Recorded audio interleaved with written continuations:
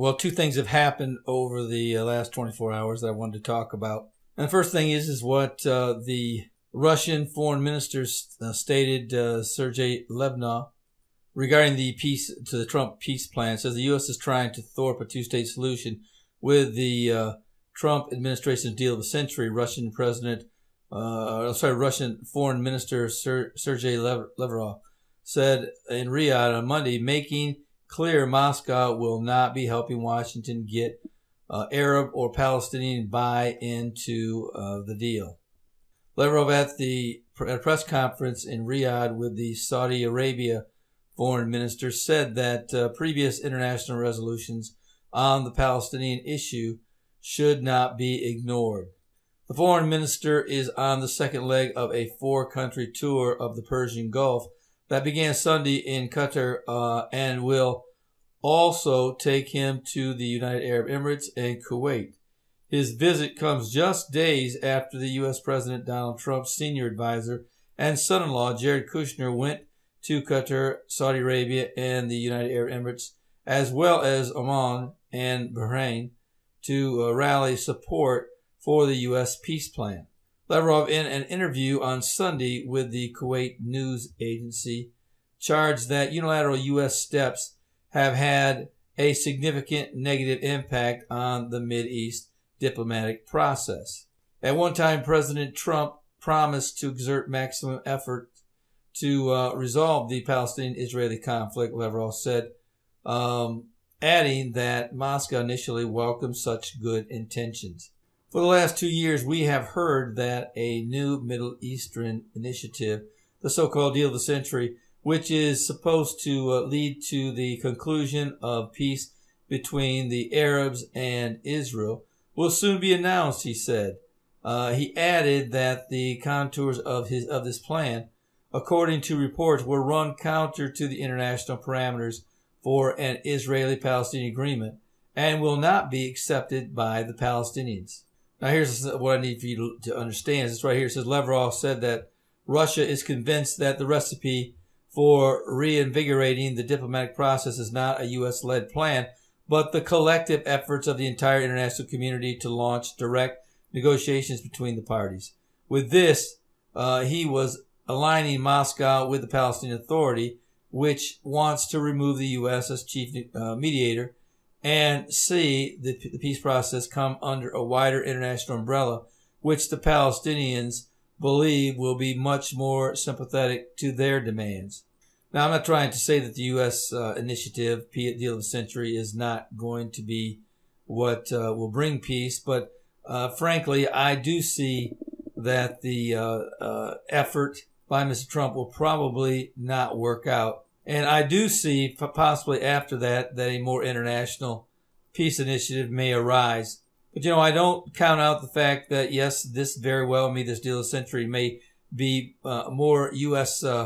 focused than internationally focused.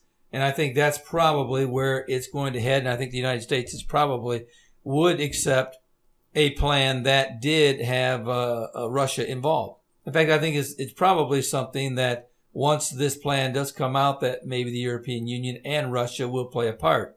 And, I don't think that Mr. Trump would say no to Russia's help. In fact, I think that what you're probably going to be looking at is possibly the Russian military taking a more proactive stance in Syria.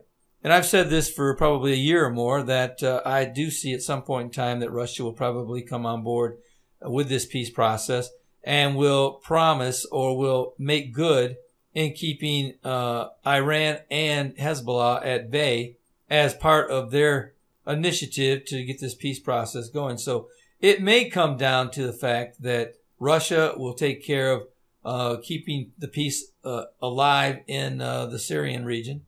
The European Union will come on board to help out and to be a part of the Palestinian issue as a representative of them.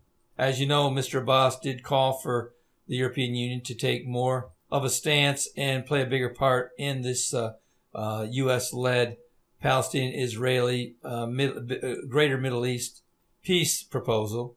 So no, I don't think that Mr. Trump would be against each of these major players, such as Russia and the European Union, taking a part and making it strong. So no, it wouldn't shock me a bit if Russia came on board, the United States came in on this, the European Union, of course, the moderate Arab world led by Saudi Arabia. After all, the Bible does say in Daniel 9:25-27 that this would be a peace with many. And as I've said before, that I think the real important thing is not so much who is the leader of this peace process, but what the real thing is that who will jump out of the peace process 3.5 years later, walk into the Jerusalem temple and desecrate it. But going on with the article, it says the chief Russian diplomat whose country moved into Syria militarily in 2015 to stabilize the regime of Syrian President Bashar al-Assad said the resolution of the Palestinian issue is an integral element of stabilization throughout the Middle East and Northern Africa. Without overcoming the long-standing crisis which continues to be a source of instability and extremism, it is hardly possible to talk about calming down in the region, he said. Moscow has been angling for a central role in the diplomatic process for years and for more than a decade has expressed interest in holding an Israeli-Palestinian summit in Russia. Of course, Mr. Putin is very interested in holding a Israeli-Palestinian summit, but that summit has yet to take on any legs as far as when or where it would take place. But he says that we are convinced that direct contact could help break the current impasse, he said. You know, speaking of the temple, that, as I said, 3.5 years in the tribulation period would be desecrated.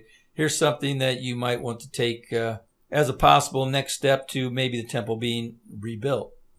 According to a Jerusalem Post report entitled "A Synagogue on the Temple Mount," activists say, "Let the Jews move in." Now let's make one thing straight, and that is for sure, this is not the temple. This is a synagogue. It says it's not what the Bible says. But a group of Israeli activists are calling on the government to establish a synagogue on the Temple Mount and open it for Jewish prayer. According to a spokesman for the Jewish rights on the Temple Mount, more than 50 leaders from across the religious spectrum gathered on Sunday to discuss the situation on the Temple Mount.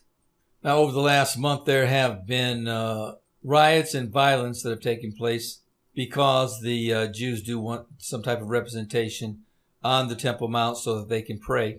And it says that the activists argue that by opening the Golden Gate and establishing a new mosque, the Muslims have broken the status quo agreement. Israel has made attempt to shutter the gate, but the Muslims have refused, threatening increased violence. If the status quo is broken away, then Israel needs to break it too, said a representative, arguing that Jews should be able to pray on the Temple Mount. We need a place to pray, and we want the structure near Shahar Harachimum. His organization has mapped the Temple Mount and created renderings for where up to 4 synagogues could be located on the holy site. The representative said that the group is not asking to take over authority of the Mount. Currently, the Jerusalem Waqf Islamic Religious Trust controls and manages the Islamic edifices on and around the Temple Mount. Basically, Jordan controls the Temple Mount at this time. However, they would like to see the Temple Mount divided like the way that the Cave of the Patriarchs was divided into a synagogue and a mosque in 1967. This latest call for a synagogue on the Temple Mount is not the first. Well, frankly, I don't believe that this drive to put a mosque on the Temple Mount will succeed.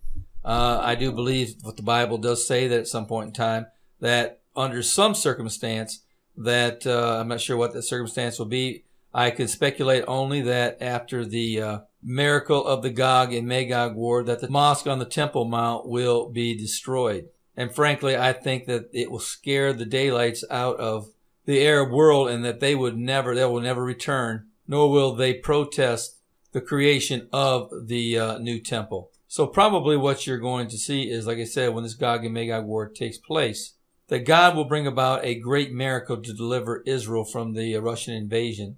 And the Bible says that there would be a great earthquake that would take place. And I think as a result of that great earthquake, that the Temple Mount will likely implode, or will, in some way, that the mosque will be destroyed. And then that Israel would immediately rebuild their temple with no international interference. Now, certainly that's just speculation on my part, but that's probably the way it's going to end up. But, I simply don't see the Arab world allowing Israel to share the Temple Mount at all, but it's possible that could take place. But I think it's more likely that that's the previous example that I gave is probably going to take place. But I guess we'll have to wait and see how this plays out. And certainly if you don't know the Lord, today is the day of salvation. Simply put, you need to get saved today. Today, if you put it off tomorrow, because you don't have any guarantee that tomorrow is going to be. And you certainly don't know when the rapture is going to take place. And I can tell you right now, if it does take place, you're going to have to go through the most horrible time period the world has ever known. And that's why I urge everyone who watches my videos that they will get a copy of my Tribulation Period Survival Guide. Get it to their lost friends and loved ones. So I would encourage you to go down to the description section of this video, click on the link and get a copy. There's the free version that's written in 9 different languages. And there's also the paperback version that you can purchase and you can hand to your loved one. So they'd have this information before them once the tribulation period begins. Don't let those who are left behind tell your lost friend or loved one how they need to react once the rapture takes place. Well, this is Terry Malone with the Calvary Prophecy Report.